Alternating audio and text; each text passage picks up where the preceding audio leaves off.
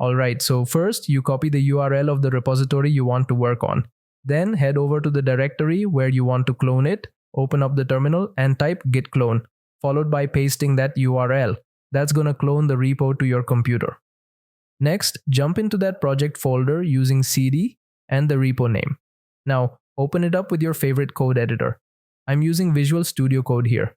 Before we start making any changes, let's fetch the latest updates from the remote master branch. Just type git pull origin master. Cool. Now let's create a new branch to work on.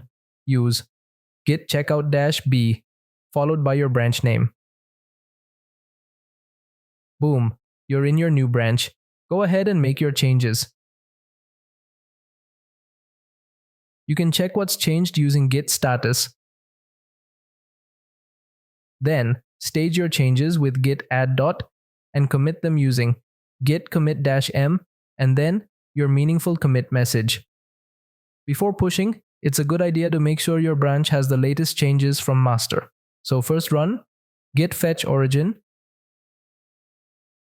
then rebase your branch with git rebase origin/master. If there are any conflicts, you'll have to resolve them.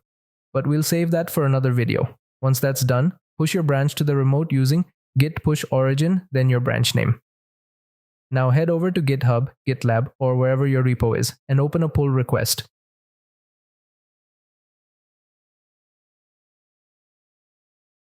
Review the changes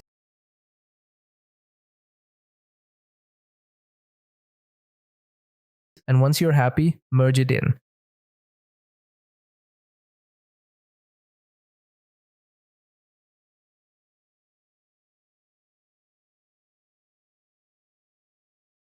And if you're done with that branch, feel free to delete it from the remote.